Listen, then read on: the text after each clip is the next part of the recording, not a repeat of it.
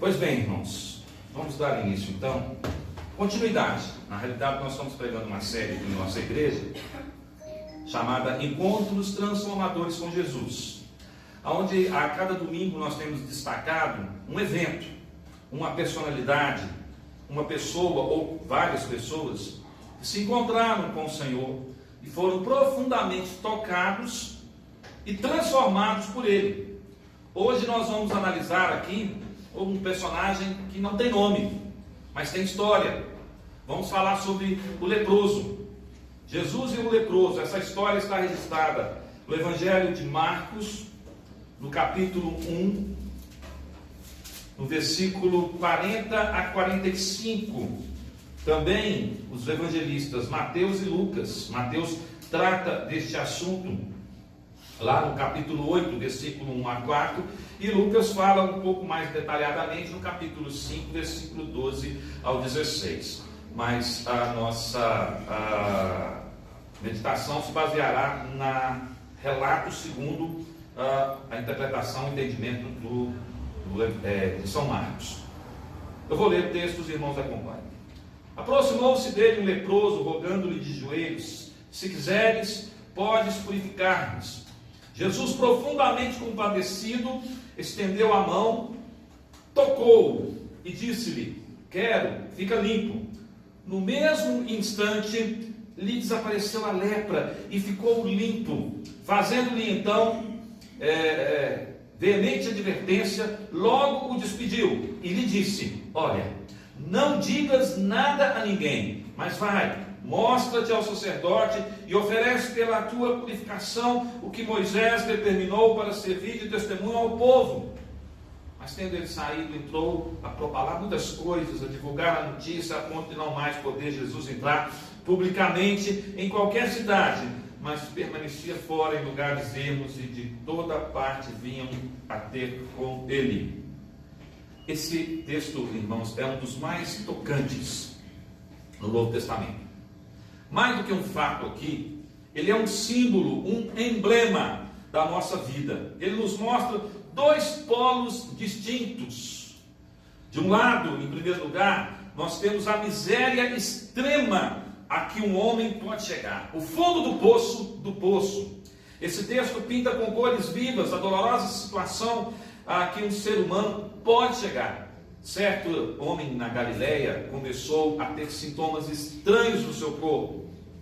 A Bíblia não dá muitos detalhes, né? Não fala muito do histórico dos acontecimentos que o levaram ao acometimento dessa doença antes desse encontro com Jesus. Mas nós podemos imaginar que um dia ele verificou que sua pele estava ficando escamosa e cheia de manchas. Casado, provavelmente, sua esposa, assustada, recomendou a ir até um sacerdote, que era o médico daquela comunidade. Era não só a autoridade religiosa, mas funcionava também como fiscal de saúde, e poderia observar se ele estava ou não acometido de uma doença contagiosa. Ele foi e recebeu um sombrio diagnóstico: você está com lepra. A partir de hoje está impuro, imundo. Aquele homem então volta cabisbaixo, veste-se de trapo e sem poder mais abraçar sua família, sem poder tocar em mais alguém, em mais ninguém. Ele retira-se conforme a determinação da lei para viver em uma caverna ou em uma colônia separada de leprosos, fora da cidade. Os anos passaram, sua doença agrava-se.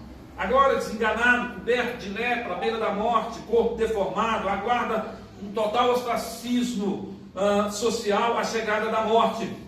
Até que um dia ele fica sabendo que um varão de nome Jesus, oriundo da cidade de Nazaré, Jesus de Nazaré, estava passando ali na Galileia, e ele ouviu dizer que aquele homem estava efetuando milagres, fazendo curas e fazendo sinais que somente pelo poder de Deus se pode fazer. A esperança reacendeu no seu coração. Ele rompeu o bloqueio da aldeia, esgueirou-se pelas ruas e prostou-se aos pés de Jesus. E aí nós temos uma segunda cena. que é a compaixão infinita do Filho de Deus. A miséria extrema que o homem pode chegar é contrastada com a compaixão infinita do Filho de Deus. A atitude natural de qualquer judeu daqueles dias, irmãos, seria escorraçar aquele leproso e atirar pedras nele, para que ele se deixasse e fosse para longe, para um lugar de isolamento. O leproso estava, assim, infringindo, de certa forma, a lei de Moisés, pois ele era impuro e não podia sair do seu isolamento, ele não podia se aproximar das pessoas, ele não podia sequer conversar com alguém. Mas Jesus, ao contrário do que muitos líderes judaicos provavelmente teriam feito, escorraçando aquele homem, Jesus tem uma atitude completamente contrária, diferente. Ele sente compaixão por aquele homem, cheio de chagas. Mais do que sentir compaixão, Jesus toca, há muitos anos alguém não tocava mais naquele homem, e cura-o, devolve-o à sua família, restaurando-lhe a dignidade de vida. Esse incidente é um exemplo solene da sombria condição humana afetada pela doença mortal do pecado. Também é um retrato da compaixão e do poder absoluto de Jesus para curar e salvar. E nós queremos refletir nesta noite, irmãos, esta passagem, essa história que nos toca o coração ao ver a grande compaixão do nosso Senhor, refletindo em alguns pontos. A primeira deles, que nos é revelado aqui no texto, é que havia uma grande necessidade. Enquanto Jesus percorria as cidades da Galileia, pregando o Evangelho, e aparece de repente este homem leproso, que nem o nome nós sabemos. O evangelista Lucas, que era médico, ele usa uma linguagem muito mais precisa quando ele diz que estava coberto de lepra. Mais do que leproso, ele estava totalmente tomado pela lepra. O mal já estava num estado avançado de metástase. A palavra lepra vem de lepros, do verbo lepen, que significa descascar. Aquilo que descasca. Um leproso é alguém com a pele descascando. Naquela época, irmãos, a lepra abrangia alergias de pele em geral, das quais os rabinos tinham relacionado 72 espécies diferentes. Tanto de curáveis, havia lepra assim, num grau mais leve, que se curava com o tempo, e aquelas consideradas incuráveis, que é o caso do nosso leproso aqui desta noite. A palavra grega para lepra era usada para uma variedade de doenças também similares. Algumas delas eram contagiosas, degenerativas e mortais. A lepra, irmãos, era a pior enfermidade do mundo naqueles dias. Hoje poderíamos comparar com a AIDS ou com um câncer terminal, doenças assim terríveis, que não tem cura, que não tem solução, só resta aguardar e dar conforto ao doente para que ele tenha uma morte digna. A lepra era essa doença daquela época, era essa gravidade daquela época. Hoje a lepra, ou a hanseníase, que é o seu nome científico, mais conhecido também no meio médico, ela tem cura, ela é tratável. As pessoas não precisam mais se desesperar e ficar reclusas e sofrer esse alijamento social, esse alijamento espiritual e esse alijamento físico. Ao contrário, há tratamento hoje e há esperança para o tratamento da lepra, como há tratamento, por exemplo, da tuberculose. Mas naqueles dias não havia, irmãos. A medicina ainda não tinha solução. A lepra era então vista como um símbolo da ira de Deus contra o pecado. E a gente encontra narrativas da Bíblia no Antigo Testamento falando sobre isso. Os rabinos consideravam a lepra um castigo de Deus.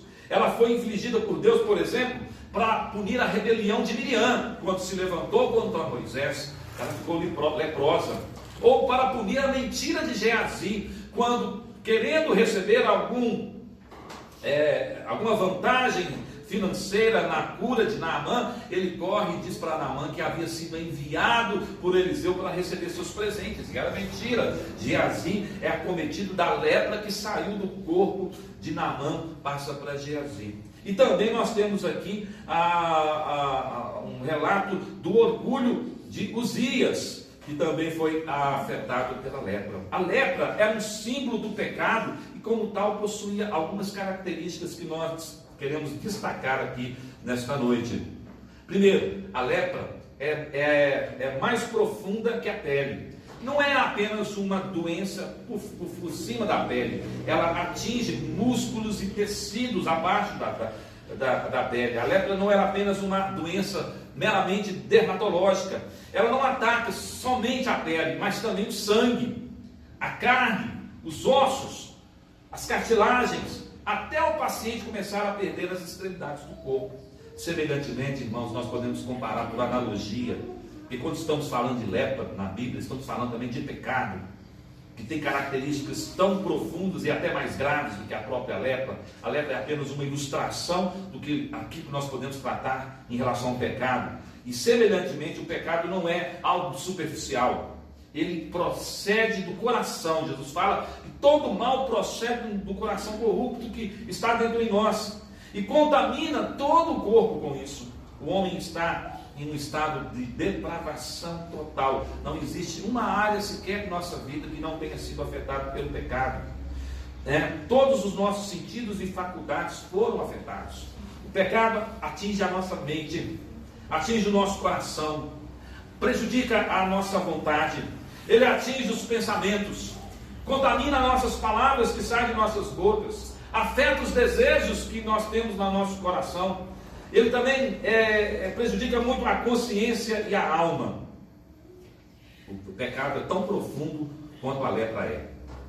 Segunda coisa, a lepra separa. O impacto social da lepra era ainda maior do que os problemas físicos. Além do sofrimento que infligia por tal doença, a pessoa deveria ficar isolada da comunidade.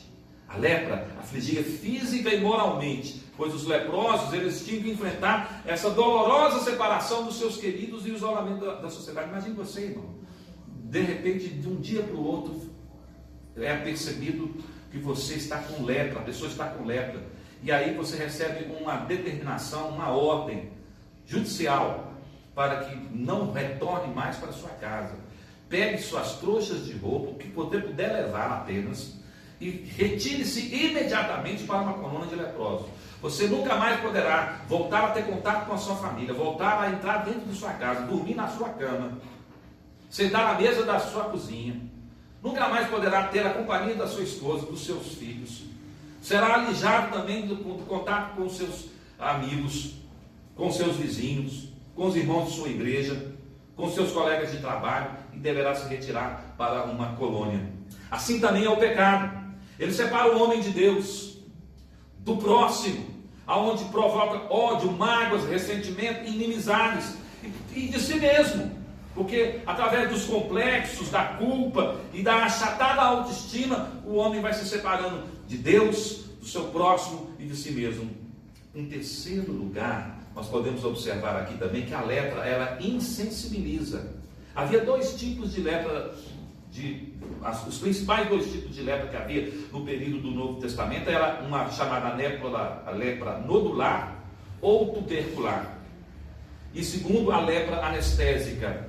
A primeira começava com dores nas juntas e com nódulos avermelhados e escuros da pele. A segunda, que é a lepra anestésica, esse tipo de lepra afetava as extremidades nervosas, atingia a sensibilidade do corpo humano.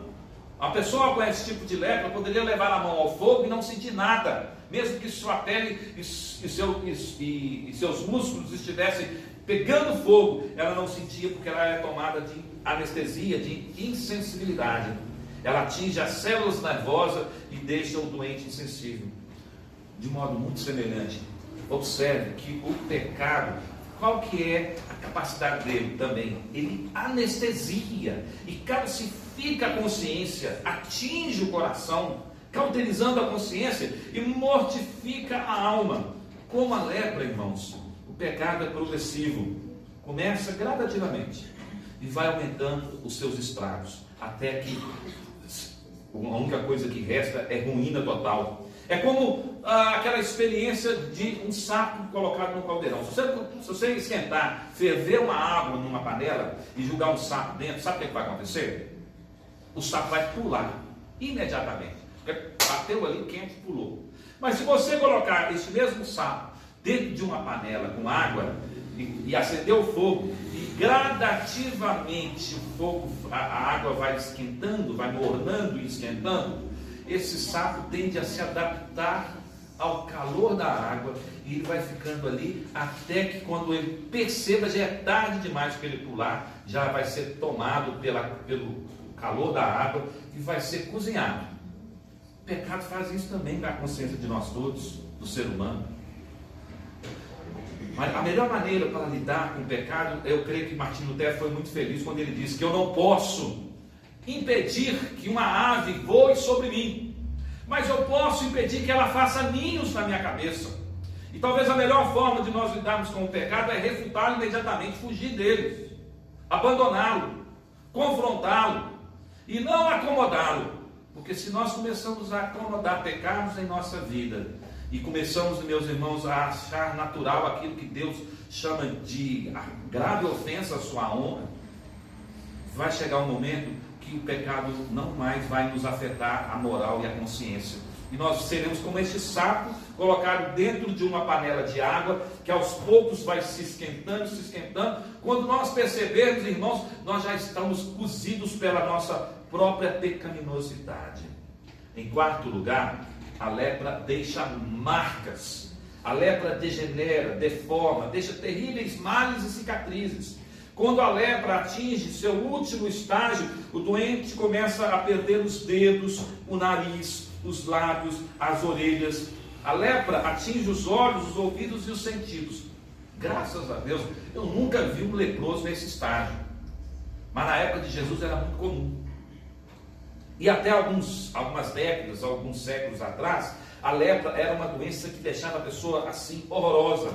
O pecado também deixa marcas no corpo, doenças venéreas, doenças sexualmente transmissíveis, doenças por causa por exemplo, uma pessoa, um alcoólatra, alguém que bebe muito, com o tempo ele desenvolve doença no fígado.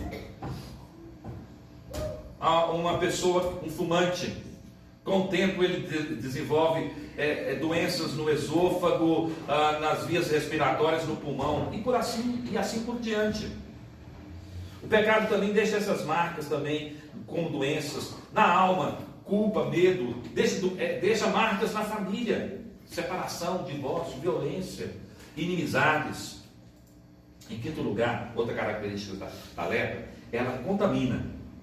Ela não somente insensibiliza, não somente separa, não somente deixa marcas, mas ela também contamina. Ela é contagiosa. Esta era a razão, o motivo para afastar o leproso da companhia de outros seres humanos. Porque a lepra é altamente contagiosa, assim como a tuberculose. Então, o isolamento é necessário. Ela se espalha rapidamente. O leproso, então, precisava, irmãos, ficar isolado. Do contrário, ele transmitiria a doença para outras pessoas. O pecado também é assim, contagioso. Um pouco de fermento, disse Jesus, leveda toda a massa. Afirmou também o apóstolo Paulo, lá em 1 Coríntios, capítulo 5, no versículo 6. Uma maçã podre, uma fruta estragada, estraga as demais que estão no cesto. Uma pessoa que vive deliberadamente no pecado contagia o seu ambiente, contagia aqueles que estão ao seu redor. Por isso, o pecado deve ser tratado com a maior seriedade, como a lepra era tratada assim também. Sexto lugar, sexta característica também, a lepra, ela mata. Por fim, depois de fazer todo esse estrago, a pessoa morria. Ela, uma doença que ia deformando, destruindo as pessoas aos poucos. Elas iam perdendo os membros do corpo, ficando chagadas, mal cheirosas, em total estado de mendigância, e acabavam morrendo de total solidão. Um leproso era como um zumbi, um morto-vivo. O pecado também mata. O salário do pecado é a morte. O pecado é o pior de todos os males. O nosso maior problema, meus irmãos, que devemos enfrentar debaixo da graça de Deus, é o pecado. Ele é pior do que a lepra. A lepra só atinge alguns. O pecado atingiu a todos, porque todos pecaram, estão destituídos da glória de Deus. Não há um justo sequer. A lepra só destrói o corpo. O pecado destrói o corpo e a alma. A lepra não pode separar o homem de Deus. Ainda que ele estivesse totalmente separado da comunidade, ele poderia manter comunhão com Deus. Mas o pecado o separa de Deus no tempo e na eternidade. Portanto, a grande necessidade que nós vemos aqui no texto é que aquele homem fosse curado de sua lepra, uma lepra mais profunda que é o pecado, e aquela lepra externa que é aquela doença contagiosa que assustava a tantos naqueles dias. Mas passemos agora para uma segunda verdade, um segundo ponto que nós encontramos aqui no texto dessa noite. Havia também um grande desejo. O primeiro deles, o leproso demonstrou grande determinação. Ele demonstra 4 atitudes. A primeira delas é determinação. Ele venceu o medo, o autodesprezo, os complexos, o repúdio das pessoas. Ele venceu os embargos da lei, saiu do leprosário, da caverna da morte. Ele venceu a revolta, a dor, a mágoa, a solidão, a frustração e a desesperança. Aproximou-se de Jesus e levou a sua causa perdida, sem solução, que só um milagre poderia resolver, levou a sua causa a ele. Ele se aproximou tanto de Jesus a ponto do Senhor poder estender a sua mão e tocá-lo. Olha a proximidade que ele estava de Jesus. Não se importou com críticas, não se importou com alguma punição que certamente ele receberia, não se importou com o que eles iriam dizer a seu respeito, não se importou com tudo. Está naquele momento, naquelas circunstâncias, tudo está em seu desfavor, mas agiu com profunda determinação. Irmãos, quando estivermos com problemas, devemos imitar este leproso. Não se esconda. Corra, sim, mas não para longe de Deus. Corra em direção a Jesus. Não corra de Deus, corra para Ele. Não fuja de Jesus. Proste-se aos seus pés. Ele nos convida, lá em Mateus, capítulo 11, versículo 28, ele deixou um convite doce, que deve chegar a todos nós, quando ele disse: vinde a mim, todos os que estáis cansados e oprimidos, e eu vos aliviarei. Demonstre também determinação em buscar o Senhor. Em segundo lugar, segunda atitude daquele leproso, ele demonstrou profunda humildade. É preciso correr para Jesus, buscar Jesus, mas é preciso fazer isso com profunda humildade. Observe, no versículo 40 diz que ele ajoelhou-se, rogando-se-lhe, ele se prostrou de joelhos, prostrou com o rosto em terra, ele adorou o Senhor, ele reconheceu a majestade e o poder de Jesus e o chamou de Senhor. Ele demonstrou que tinha necessidade não apenas de cura, mas do próprio Senhor. Adorar o Senhor é maravilhar-se com o que Ele é, mais do que com Ele, do que Ele faz. Adoramos a Deus pelas suas virtudes e damos graças pelos seus feitos. Não determine nada para Deus. Não faça esse absurdo dessa heresia e dessa arrogância. Tem igrejas, religiões que ensinam que você deve determinar as coisas. Já pensou se o leproso tivesse determinado para si mesmo a cura? Eu determino, eu rejeito, eu não aceito esta doença. Já teria morrido. Nós não temos poder sobre doença. Nós não temos poder sobre enfermidade. Alguns falam que há poder em nossas palavras. Não, não há poder nenhum em nossas palavras. O poder está na palavra de Cristo. O poder está na palavra de Deus, não na minha palavra ou na sua palavra. Nossa palavra não vale nada. O que vale é a palavra de Deus. Não determine nada. Não mande ou trate Deus como se ele fosse seu office boy. Ao contrário, essa atitude do leproso é uma atitude pedagógica que a gente tem que evitar. Não determine, não. Peça humildemente. Dobre seus joelhos. Proste seu rosto sobre a terra. Clame a misericórdia. Reconheça a majestade do Senhor. Reconheça a sua grandeza. E ao mesmo tempo, por contraste, reconheça a sua miséria e a sua pequenez. O leproso nos ensinou mais do que isso também.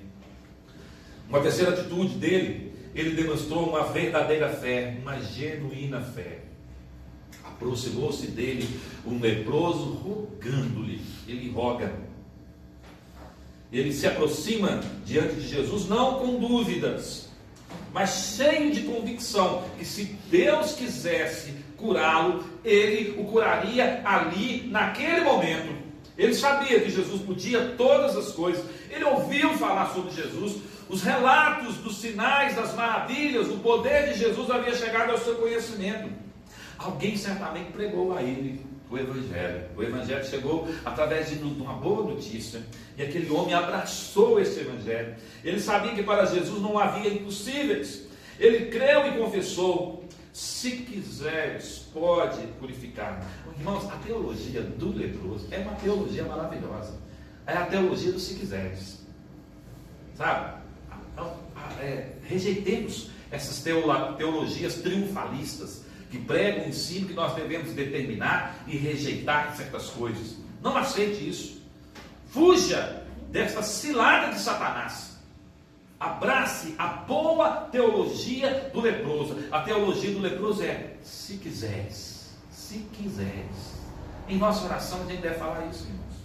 Quando nós vamos orar pedindo ao Senhor por uma causa nossa, ou de um terceiro, ou de alguém, nós devemos: Senhor, se quiser, cura teu servo. Se quiser, liberta aquela pessoa.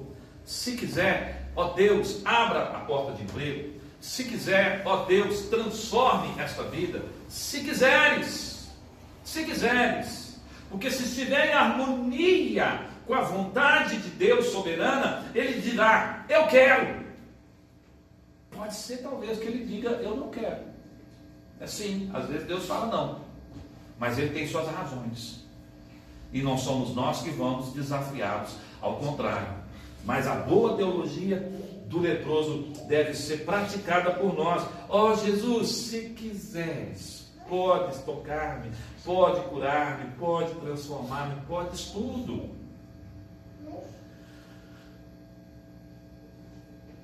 Aí nós vamos apreciar agora o terceiro ponto. Em quarto lugar, terceiro lugar, o leproso demonstrou genuína fé. Em quarto lugar, ainda no segundo ponto, de um grande desejo, vou voltar aqui, o leproso demonstrou uma plena submissão. O que significa isso? Já antecipamos aqui no nosso discurso. Você vê o leproso exigindo alguma coisa de Jesus? Você vê ele reclamando? Ele não exige nada, ele apenas suplica. E suplica com fervor, irmãos. Ele suplica sem nenhuma timidez. Ele suplica. Ele não decreta. Ele roga, é diferente. Ele não reivindica direitos. Ele clama pela misericórdia. Ele não impõe seu querer, mas ele demonstra plena submissão à vontade soberana de Jesus. Precisamos aprender a fazer isso. Demonstre a cada dia, a cada momento, a cada instante que você entende e que você se submete à vontade soberana de Jesus. Eu vou até um pouco mais além. Mesmo que você não entenda a vontade de Deus, submeta-se a ela humildemente, porque ela é melhor que a sua. Talvez você não compreenda hoje por que Deus está fazendo isso, ou fazendo aquilo, ou tratando você de uma forma ou de outra, ou deixando de responder uma suposta, deixando de dar uma suposta resposta a você por uma oração, um clamor, um pedido, ou atrasando, ou demorando. Talvez você não entenda, não compreenda essas coisas, mas acalme-se, aquiete o seu coração e descanse, irmãos, na soberana vontade de Deus, porque Ele sabe o que é melhor para todos nós. E no seu tempo, todas as coisas haverão de se encaixar, para que a boa, a perfeita e agradável vontade de Deus seja estabelecida. Desta forma Ele demonstra, então, submissão. O próprio Jesus praticou isso. Lembra? Quando Jesus esteve no jardim do Getsemane, ali na noite que ele foi entregue nas mãos dos homens para sofrer e depois morrer na cruz. Ele em oração, Lucas registra essa oração que saiu a gotas de sangue no suor de Cristo. Ele chegou a falar: Pai, se possível, afasta de mim este cálice. Mas ele conclui sua oração dizendo: contudo, não seja feita a minha vontade, mas a sua. A sua. Jesus nos ensinou isto. deixou esse modelo de oração como exemplo, a ser seguido.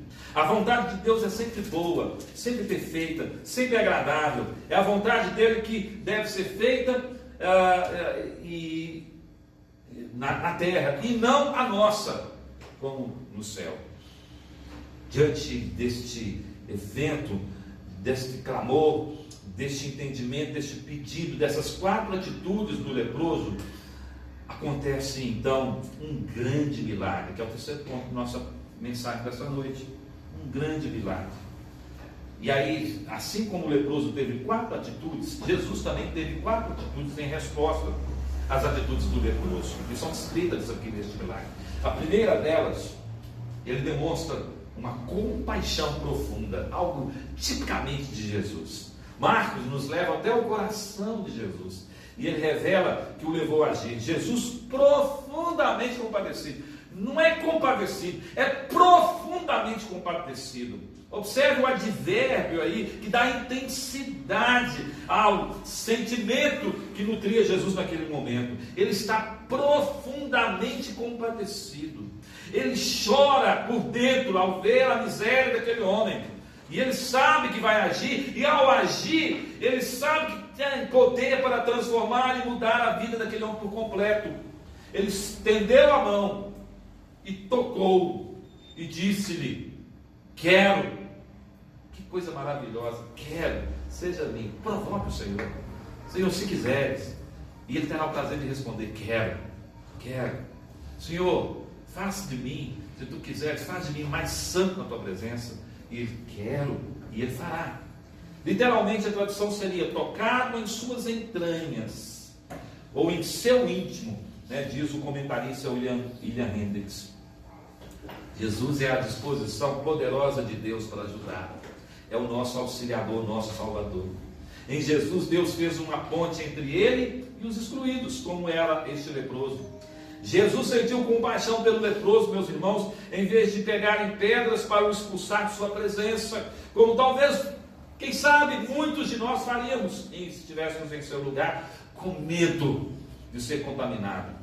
A gente percebeu o que uma doença contagiosa pode fazer, provocando assim uma comoção ou um terror público. Em 2019 e 2020 enfrentamos aí a crise do Covid. A gente tinha medo até de dar um espirro perto de outras pessoas, né? Teve gente que foi agredida por dar um espirro, porque o pânico geral tomou conta da sociedade naqueles dias. Imagine um leproso diante de pessoas sãs, saudáveis. A disposição de Jesus ali foi de ajudá-lo, foi de fazer algo totalmente contrário ao senso comum. O senso comum diria para ele: mande-o afastar, expulse-o daqui, senão ele vai contaminar todos nós. Jesus não está nem aí para o senso comum, meus irmãos. Ele age com vontade própria. Ele é movido não pelo senso comum, ele é movido pelo seu senso de compaixão. Ele sentiu um profundo amor por esse pária da sociedade, em vez de sentir náuseas dele. Todos tinham medo dele, fugiam dele com náuseas, mas Jesus compadeceu-se dele e o tocou. O real valor de uma pessoa está no seu interior e não em sua aparência. Embora o corpo de uma pessoa possa estar deformado pela enfermidade, o seu valor é o mesmo diante de Deus. Mesmo que todos o rejeitem, Jesus se compadece. Ele sabe o seu nome, seu problema, sua dor, suas angústias, seus medos. Ele não nos escorraça, não nos escorraça. Em segundo lugar, a primeira atitude de Jesus foi uma compaixão profunda. A segunda atitude de Jesus foi um toque generoso. O toque de Jesus quebrou ali, literalmente quebrou o sistema judaico em um lugar decisivo. Porque o puro não ficou impuro. A lei dizia, por exemplo, um sacerdote não podia tocar numa pessoa impura, ou num morto. O morto é considerado impuro. Se ele tocasse, ele teria que ficar por um certo período de isolamento, ele teria que se banhar cerimonialmente se lavar, se purificar, para só depois poder fazer os sacrifícios, oferecer os sacrifícios a Deus. Era essa a lei cerimonial da época. Jesus, de certa forma, demonstrando inclusive que a lei cerimonial está acabando, está pelo seu fim, e ele está instituindo uma nova ordem, ele quebra os paradigmas religiosos. Ele não está nem aí para os paradigmas religiosos. Ele quer mais é abraçar e tocar um homem com que provocou tamanha compadecimento da sua alma. E aí é interessante notar, irmãos, que neste caso específico de Jesus, o impuro, aquele que contagia, não o contaminou. Ora, se você tem, por exemplo, um alimento, uma comida, está saudável e está fresca, mas se juntar perto dela uma outra comida que está mofada, está com fungos, com bactérias, a tendência é que a comida saudável ela vai se contaminar. Ela não serve mais. Se um pouquinho de fungo contamina toda aquela comida e ela tem que ser descartada. Interessante que aquele homem estava totalmente contaminado, mas quando Jesus toca nele, um milagre acontece ao reverso. Não é Jesus que fica impuro, é aquele homem que passa a ficar puro. Há um milagre. Segundo a lei, quem tocasse em um leproso ficava impuro.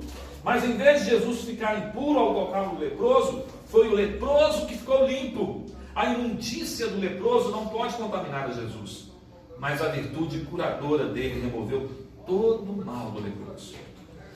Também há aqui um lado psicológico nesse milagre que a gente pode observar, pois ninguém toca um leproso, e fazia muitos anos, provavelmente, que ninguém tocava naquele leproso. Você já pensou? Você não pode receber nem um aperto de mão, nem um abraço, um toquinho nos ombros, nas costas. Aquele homem que era casado não podia ter contato mais com a sua esposa, não podia se aquentar com ela no inverno, não podia ter o toque da sua esposa, o coçar as costas, nem pensar. Pensou nós que somos casados e temos esse privilégio de poder tocar o nosso cônjuge, de ser tocado por ele? Aquele homem não podia mais. E Jesus, ao tocá-lo, demonstra que Jesus tem uma preocupação de não somente curar ele da doença, da sua aparência externa, mas curar ele da sua carência afetiva. Jesus poderia sim, ele poderia curá-lo sem tocá-lo. Bastava ele dizer uma palavra, aquele homem seria curado. Mas Jesus viu que aquele homem tinha não apenas uma enfermidade física, mas também uma profunda carência emocional. Jesus tocou a lepra, mostrou sua autoridade sobre a lei e sobre a enfermidade. Jesus curou as suas emoções antes de curar a sua enfermidade. Mostrou para aquele homem que ele tem valor, que ele era importante. O toque de Jesus curou sua alma, a sua psique, a sua autoestima e a sua imagem destruída. Jesus pode tocar você também nesta noite. E saiba de uma coisa, basta um toque de Jesus e você ficará curado, liberto, purificado. Ele não se afasta de nós por causa das nossas mazelas. Ao contrário, ele se dispõe a nos tocar. Uma terceira atitude de Jesus que observamos aqui também, uma palavra extraordinária saiu de sua boca. Jesus atendeu prontamente ao clamor do leproso. O leproso disse: se quiseres, podes purificar-me. E a resposta de Jesus é: quero, fica limpo. E no mesmo instante desapareceu a lepra instantaneamente e ficou limpo. O toque e a palavra trouxeram a cura. A cura foi completa, instantânea. O milagre de Jesus, irmãos, foi público. As pessoas viram, testemunharam, foi imediato, foi naquele instante, e ele foi completo, não foi parcial. O sacerdote poderia declarar aquele homem limpo, tinha autoridade bíblica para fazer, mas só Jesus poderia torná-lo limpo. Hoje, há muitos milagres sendo divulgados que não resistem a uma meticulosa investigação. Falsos milagres. Mas quando Jesus cura, a restauração plena é imediata, é pública, não resta dúvida nenhuma. Não há embuste nem propaganda enganosa. Da boca de Cristo saem palavras de poder, poderosas, extraordinárias, que podem mudar a nossa vida. Em quarto lugar, ou uma quarta atitude de Jesus, nós vemos aqui que um testemunho é necessário. Jesus deixou isso claro. Ele disse ao homem: vai, mostra-te ao sacerdote e oferece pela sua purificação que Moisés determinou para servir de testemunho ao povo. O sacerdote, ele era a autoridade religiosa e sanitária que fornecia o atestado de saúde e pronunciava a purificação. Ele deveria dar o atestado de reintegração daquele homem na sociedade. O sacerdote deveria atestar a legitimidade do milagre. O verdadeiro milagre, ele é sempre verificável. Como já foi dito, o sacerdote poderia declará-lo limpo, mas só Jesus poderia torná-lo limpo. Ele deveria ir ao sacerdote para dar testemunho ao povo. E assim também, irmãos, nós precisamos anunciar o que Deus fez por nós. O testemunho deste milagre poderia gerar fé no coração de líderes religiosos de Israel. Isso era um testemunho para eles. Contudo, no caso de persistente incredulidade, este milagre se tornaria então um testemunho contra eles. Anuncie, fale aos outros aquilo que Deus já fez na sua vida. Testemunhe o seu poder. Você não precisa ser um pregador. Você não precisa ter eloquência em suas palavras. Diga apenas o que o Senhor lhe fez. E dê testemunho ao seu próximo da grande obra que Cristo fez na sua vida.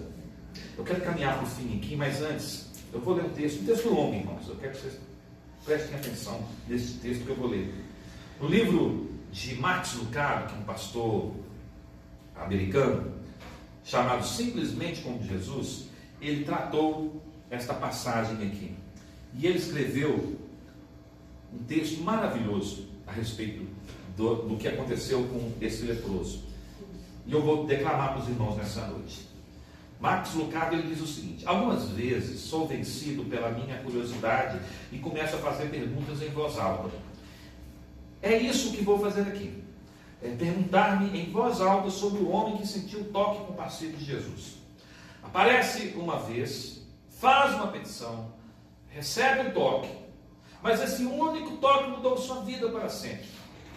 Eu me pergunto se a história poderia ser algo assim. Aí ele começa a falar como se fosse, contando aquela história, imaginando, contando como se fosse a história do leproso. Ele diz assim, abre aspas: por 5 anos, ninguém me tocou, ninguém, nem uma única pessoa, nem sequer minha esposa, nem minha filha, nem meus amigos, ninguém me tocava. Olhavam para mim, falavam comigo, sentia o carinho em suas vozes, via preocupação em seus olhos, mas nunca senti seu toque.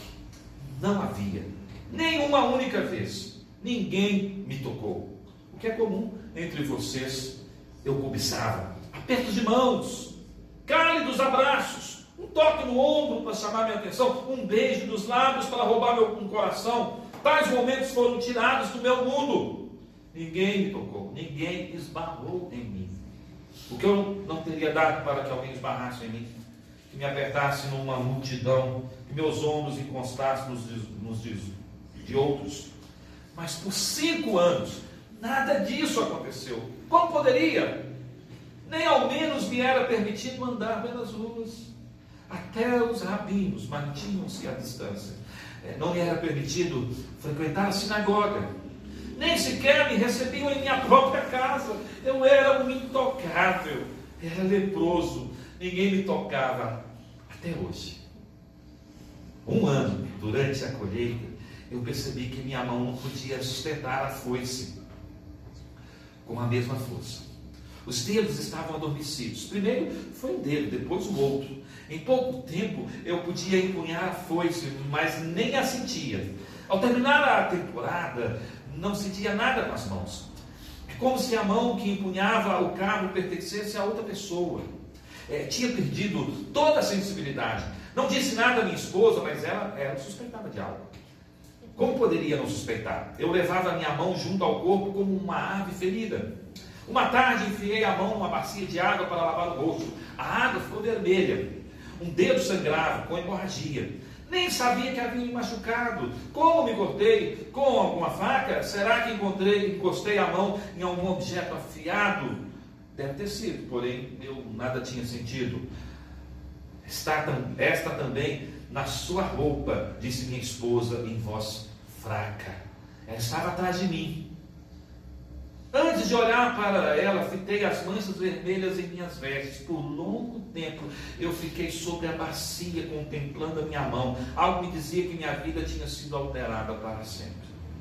Você quer que eu acompanhe para ver o sacerdote? Me perguntou. Não, disse eu com um suspiro, irei sozinho. Me virei e vi seus olhos úmidos. Junto dela estava a nossa filhinha de 3 anos. Abaixando-me, olhei diretamente em seus olhos, acariciei sua face, sem dizer nada. O que poderia eu dizer? Endireitei-me, olhei para minha esposa de novo. Ela me tocou no ombro e com minha boa mão toquei o dela. Seria o nosso toque final. 5 anos se passaram e desde então mais ninguém tinha me tocado até agora. O sacerdote não me tocou. Olhou para minha mão, que agora levo envolvida num pano. Olhou para o meu rosto, agora obscurecido pela tristeza. Nunca o culpei pelo que me disse. Simplesmente estava agindo segundo tinha sido instruído. Cobriu sua boca, estendeu sua mão com a palma para fora. Você é imundo, disse. Com esse pronunciamento, eu perdi minha família, meus bens, meu futuro, meus amigos. Minha esposa veio me encontrar nas portas da cidade com uma sacola de roupa, pão e moedas. Não disse nada. Alguns amigos tinham se reunido. O que vi em seus olhos foi precursor do que tenho visto em todo olhar desde então, com um paixão cheio de terror. Enquanto eu saía, eles se afastavam. Seu horror por minha enfermidade era maior que sua preocupação pelo meu coração. E assim eles, igual a todos desde então, recuaram. Ah, quanta repulsa!